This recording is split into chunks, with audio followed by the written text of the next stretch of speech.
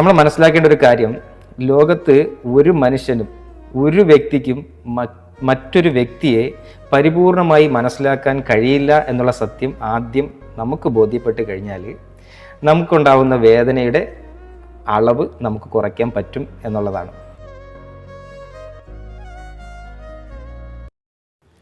Hi, നമസ്കാരം.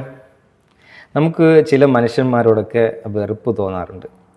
തീർത്താൽ തീരാത്ത പകയും വെറുപ്പും ഒക്കെ നമ്മൾ ഉള്ളിൽ കൊണ്ട് നടന്നാൽ തീർച്ചയായിട്ടും അത് നമ്മുടെ ജീവിതത്തെയാണ് ഏറ്റവും കൂടുതൽ ബാധിക്കുന്നത്.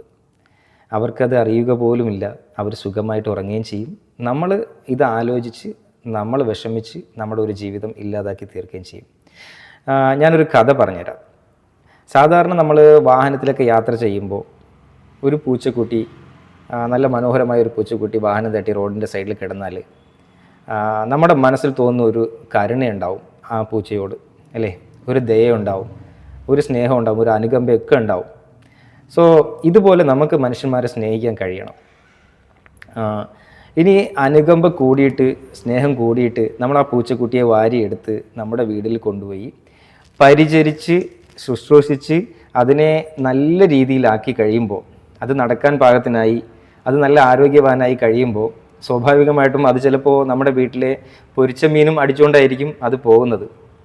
ഇത് ഇങ്ങനെ തന്നെയാണ്. സോ നമുക്ക് ഏതൊരാളെയും ഇഷ്ടപ്പെടാൻ കഴിയണം. ഇഷ്ടപ്പെടുമ്പോൾ ഒന്നും തിരിച്ച് പ്രതീക്ഷിക്കാതിരുന്നാൽ നമുക്ക് വളരെ വേദനയില്ലാതെ മുന്നോട്ട് പോകാൻ കഴിയും എന്നുള്ളതാണ്.